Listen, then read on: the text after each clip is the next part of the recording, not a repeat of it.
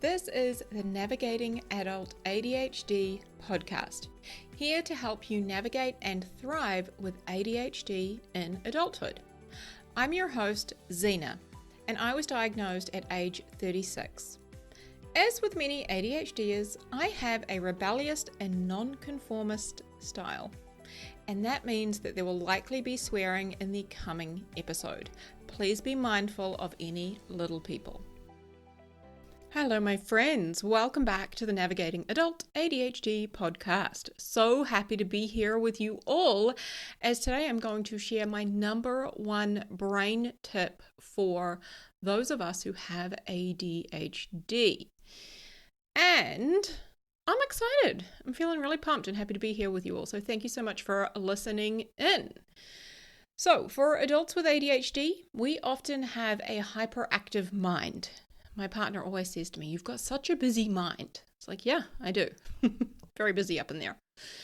But that is what often happens for adults with ADHD, is we present with a hyperactive mind rather than a hyperactive body.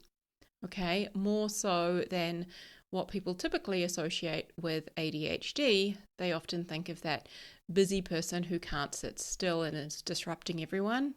We're often doing that to ourselves inside of our own brains. Welcome to ADHD.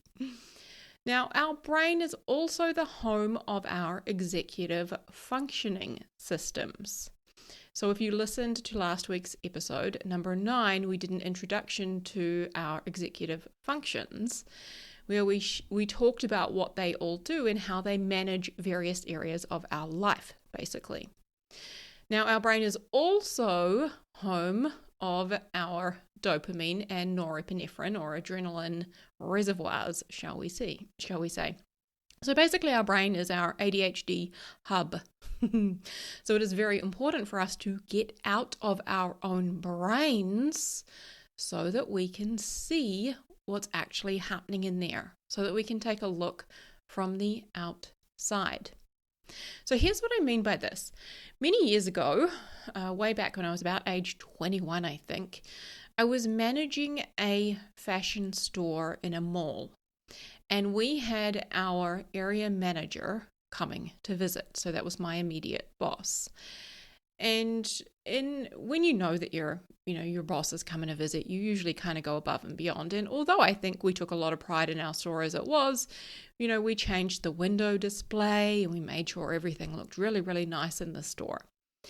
And so she came in, and one of the things that she did when she arrived is she would do a walkthrough, and she would have me as the manager go with her while she did that. And she had like a clipboard, and she was like, she would stand outside the store and she would look at our windows and the mannequins in the windows and the displays that we'd created. And then she'd walk into the store as if she was a customer, and she would look at it through the customer's eyes, looking at all of the racks with the clothes and the various displays that we'd created, and, walk right through to the fitting rooms and all the things. And so she did that. And then she said to me, "Hey, I want you to trade places with me, and I want you to look at this store in a different way. So right now you see it every single day and it is your normal, right? However, I want you to look at the store through the eyes of someone who only sees it maybe once every few months, a customer who comes in once every couple of months. I want you to look at it through fresh eyes." And the way she described it to me, I was like, yeah, you know what? I do, I see it every single day. So it's completely my normal. So anyway, I did that. And she said to me, "Okay, tell me the things that you see."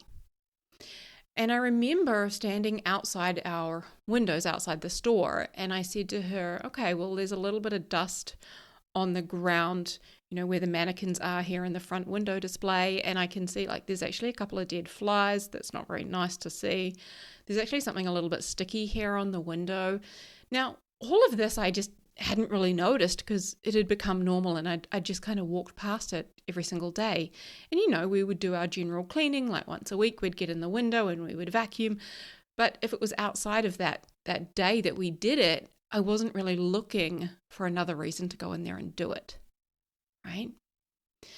So what I learned from this is that when we get out of our own heads, we can see things differently. Okay? And when we do this, we are able to better support our own executive functions. When we get out of our own heads, we're actually able to better understand our ADHD, better understand ourselves, and better manage our ADHD so that ultimately we can begin to thrive. Okay? So what am I talking about? What is my number one tip for adults with ADHD? It is to do a brain dump. And I recommend you do this every single day.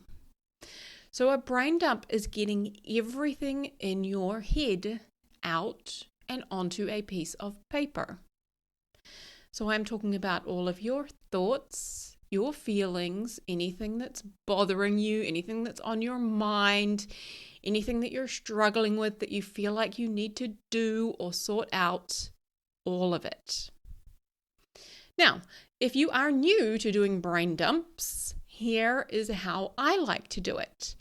I like to give my brain a few different questions to answer, and then I write down everything that's coming to mind when I think about those things. So here are some of my go-to questions. Number 1, what am I struggling with? Number 2, what do I wish were different and why? Number 3, what are all the things I need to do? Number 4, what do I want to change? Now, here are some specific rules that I have when it comes to doing brain dumps. I recommend you live by these too. Number 1 is imperfection. The goal of this activity of doing a brain dump is absolute imperfection. The more imperfect, the better. It doesn't have to make sense. It doesn't need to be in any order. And it doesn't need to look pretty or nice or be legible to anybody but you. Okay? Number 2 is you don't stop until you've got nothing left in the tank. You give and get out every last drip and drop. Keep asking yourself, okay, and what else?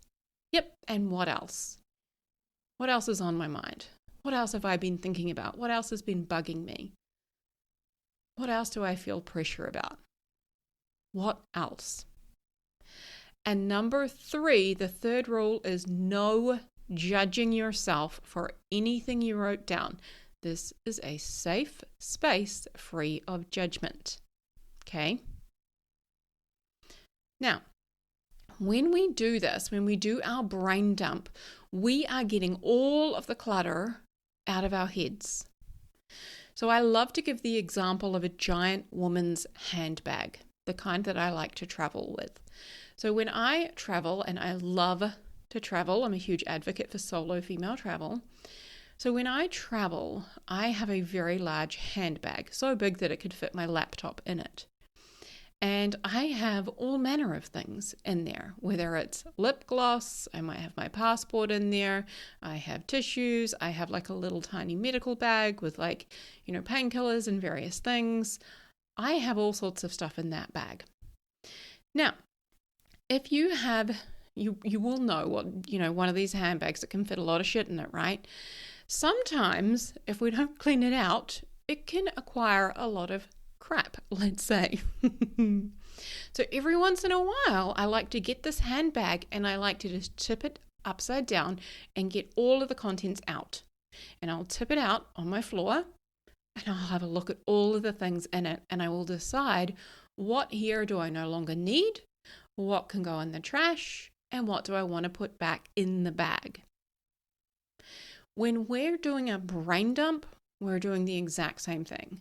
We're seeing all of the things that's going on inside our heads, all of our thoughts and feelings and opinions and judgments and all the things, all the pressure, and we're deciding what of this do I want to put back in there and what of it do I want to get rid of, let go of, throw out. Now, here is why this activity is so helpful. we get to see what is actually happening in our heads. And this is so important because it helps us to create self-awareness, which is one of our executive functions that can be impacted by ADHD. And we also can begin to separate out the thoughts from the circumstances. Now, here's what I mean by this. So today it is 7 degrees and I think it's really friggin' cold. And I don't like the cold. Now, if you're anything like me and you don't like the cold, you would probably agree that 7 degrees Celsius is really friggin' cold. And that's not very nice. Now, the circumstance here, the fact of the situation is that it is 7 degrees Celsius. My thought about that is it's friggin' cold and I hate the cold. Now, circumstances are facts that everybody would agree in a court of law. Now, thoughts, on the other hand, are our opinions, our judgments, our assumptions, our ideas about the circumstances in our lives. To give you an idea, we have roughly 60,000 thoughts a day in our brains. It's busy, my friends, so busy.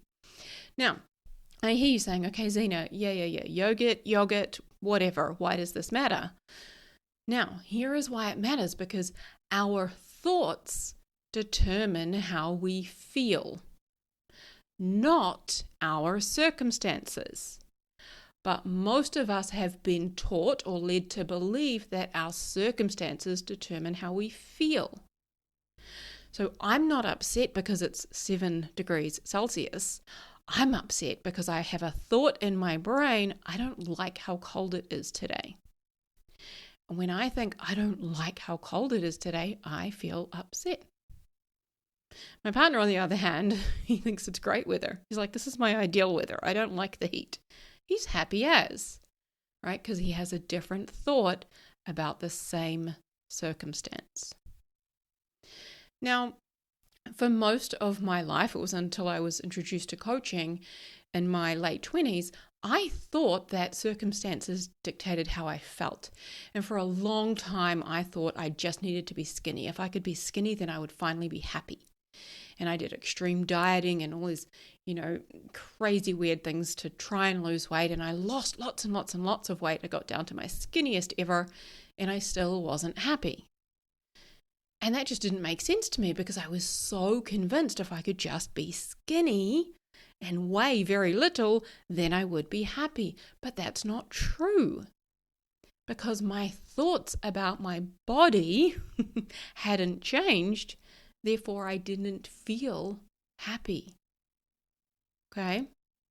I think so many of us get this idea from society, right? Like if you tick all of the big boxes, if you get a house, if you settle down and you get married and you have kids, do all of those things, get all of those circumstances in your life, make more money, right?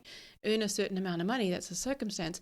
You do that, you will automatically be happy, you will feel successful. But the truth of the matter is that is not the case if you don't have thoughts that create those feelings for you. And my weight loss example is really speaks to that because I now weigh, 20 kgs more than I did at my lightest. And I'm way happier now because I manage my mind and I know what's happening in my brain. Okay. All right. I went a little off track. Total ADHD squirrel moment. Let me bring it back.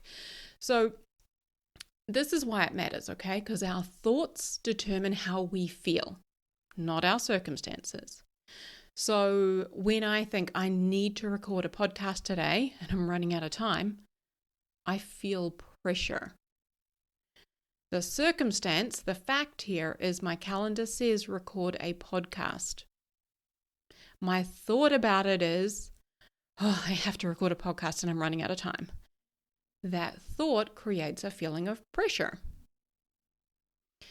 Now, this morning when I did my brain dump, here are some of the things that I wrote out. I wrote, Our neighbor is so rude. He shouldn't have spoken to my dad that way. What an asshole. If he wants to be like that, then we can be like that too. Total dick. Now, here is the context. My dad popped in to have a coffee with me this morning, and he went to park next door. And our next door neighbor on one side is actually a church, and they have like heaps of parking. And so he went to park in one of the church car parking spaces. It sounds like a mouthful today. Anyway, there's loads of car parking spaces, and they're not in service today. However, the owner of the church came out, and him and my dad had a disagreement. And then my dad drove into our driveway and he parked, which kind of blocked part of the footpath. So he shouldn't legally have parked there, but he did. Anyway, he came in and he told me about it. And as he's coming in, like the guy is still kind of nutting off at the church. And my dad's like yelling back at him. And I was like, oh God, here we go. And anyway, my dad came in and told me about the interaction. And so then I was annoyed. Now, the circumstances of this situation, the facts are my dad parked at the church. The man at the church asked him to move. My dad moved his car. That's kind of it. The other circumstances, and I don't know the exact words they exchanged, would be he said this, and then this was said in response.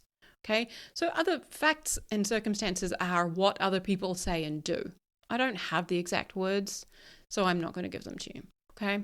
However, my thoughts, I had a lot of thoughts. I thought my neighbor was so rude and that he shouldn't have done that and he shouldn't speak to my dad like that and he's a total asshole and this never used to be a problem. Why is it a problem now? I had all of these thoughts. Okay. And when I was thinking all of those thoughts, I was feeling really annoyed. And I know when I'm annoyed and when I'm frustrated, which is a common state of being for many of us with ADHD, myself included, right? I know when I get in that state, I can spin in my head.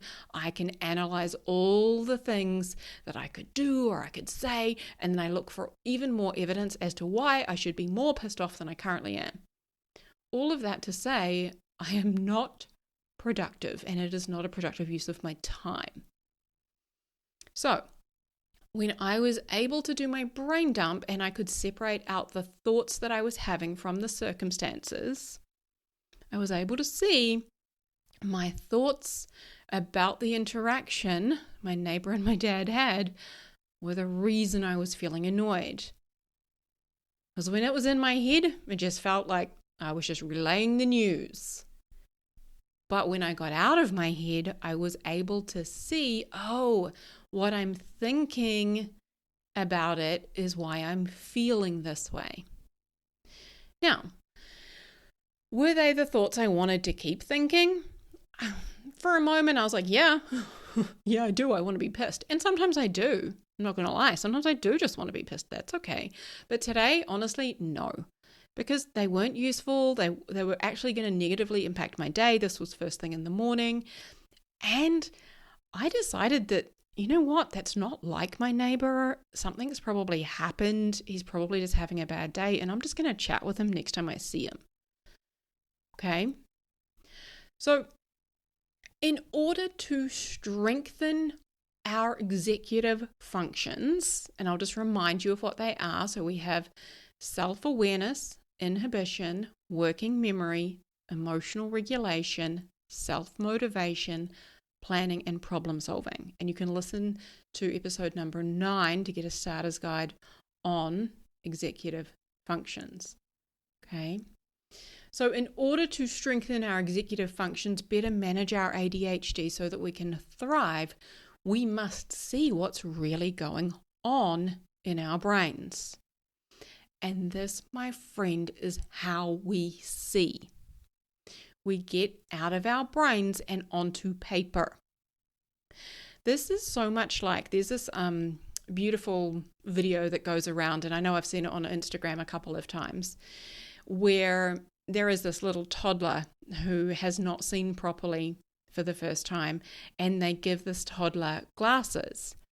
And as soon as it gets the glasses on its face, it just lights up, beaming with this beautiful smile, right?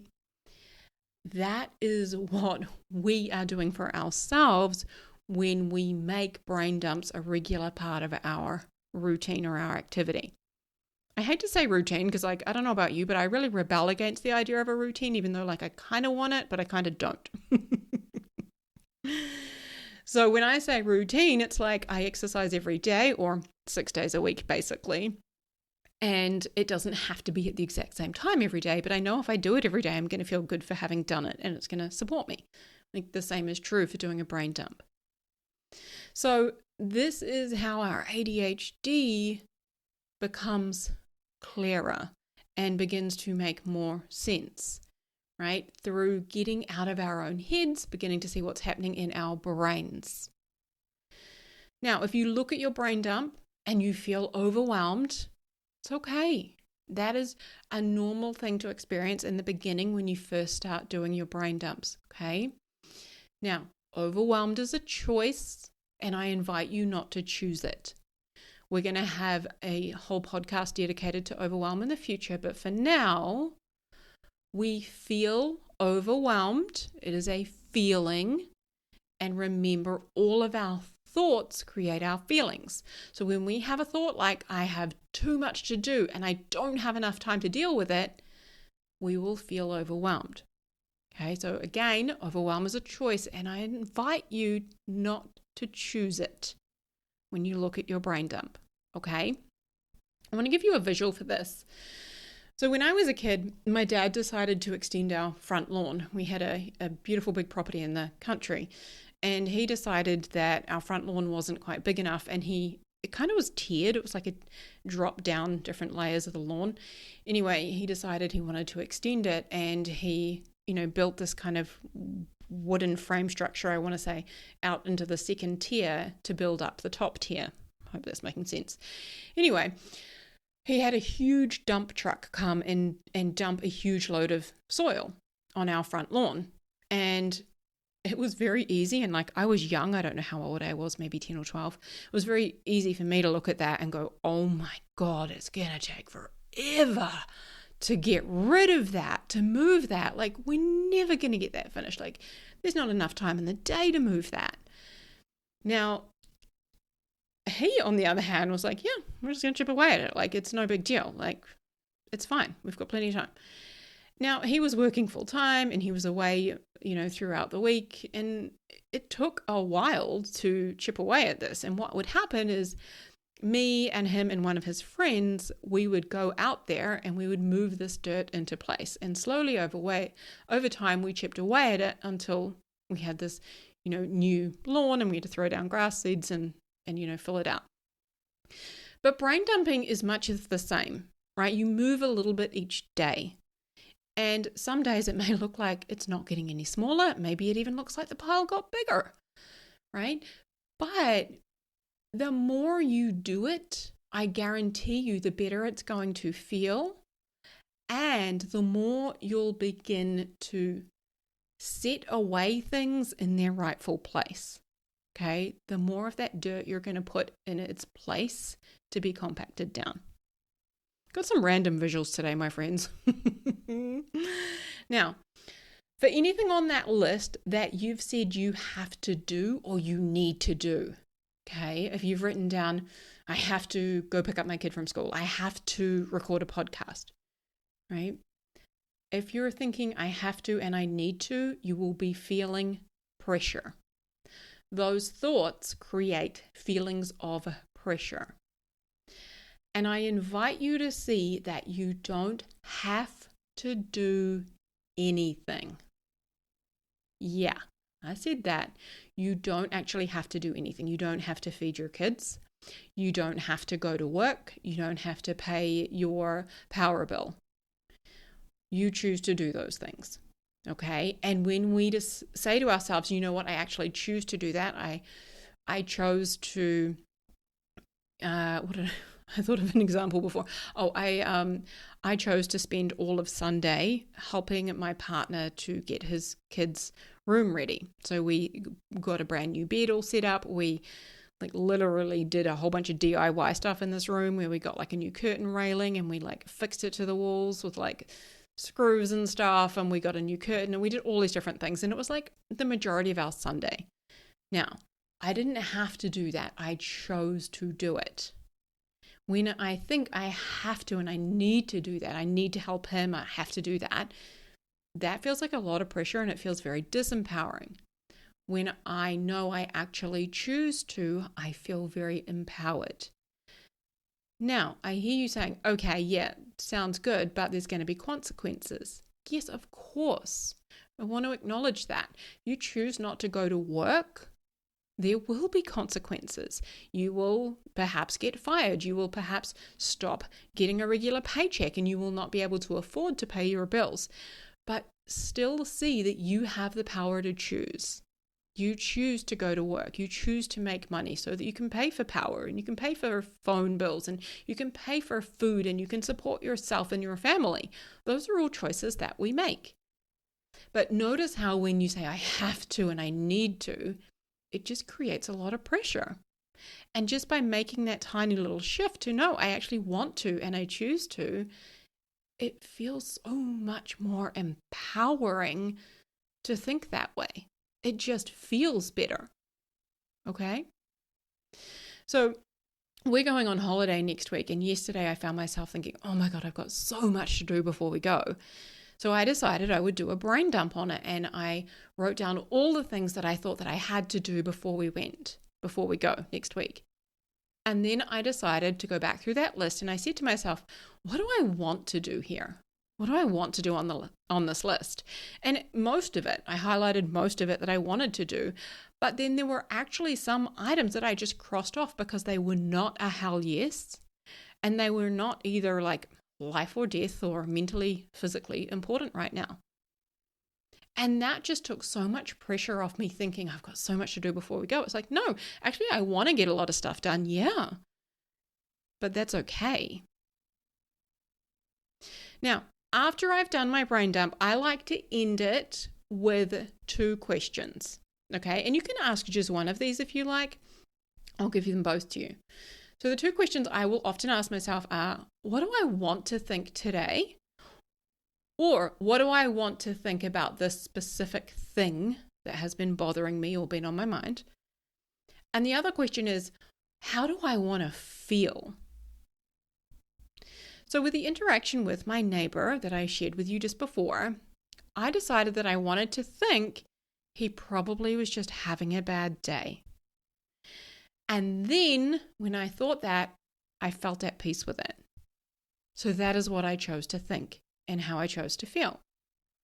With my podcast, I decided to think, you know what? I'm actually really excited to record another episode, and I know this episode is going to be really helpful because it's been a game changer for me. So when I was thinking those, I was feeling excited and motivated to show up and record this episode for you all. Brain dumps, my friends, are best done every single day. Now, I'm not don't get me wrong. My ADHD has a very all or nothing tendency, but I don't believe that all or nothing is what creates success. Okay? Hell no. You can inconsistent your way to a shit ton of success, and we're going to talk about that. But what I'm saying is it's not that you need to do this every single day, otherwise you got to beat yourself up because you missed a day, or like you just have to start from scratch. No. It's much like exercise. Okay? If you have a couple of days off because you're feeling unwell or, life happened, no big deal. When you get out there and you do some exercise, you're going to feel awesome again. Okay? So do it because it supports your mental well-being, just like exercise supports physical well-being. Okay? Now, when you first start this, it may feel overwhelming and clunky. That's okay. It means you're doing it right. You're on the right track, my friend. Keep going, and I promise you it gets easier and more comfortable, just like riding a bike. Although I have some thoughts about riding a bike if you haven't ridden one for a while, but we'll stick with the example, okay? My point is, the more you do it, the more benefit you are going to feel, like the better you will feel, and the more in control of your life you will feel. Okay? Brain dumps are very powerful. And if you want any help, remember that I offer one-to-one coaching and I would love to work with you. So you can visit my website, zenajones.com, and book in for a consultation. All right, my friends, have a beautiful week. Huge love. Hey friend, I know exactly what it's like to feel frustrated and confused with your ADHD and to wish that you could better understand what the hell is going on in your brain. And that's exactly why I created my coaching program, Thriving with ADHD. Inside Thriving with ADHD, you learn a step-by-step process to set and finally achieve your goals, to understand yourself and your ADHD. It's where you learn to feel better and manage your emotions and create systems and processes that work for you with your ADHD brain. This is designed for you to learn how to thrive with ADHD so you can create the life that you were meant to live. Visit zenajones.com/ADHD to learn more and book a consultation.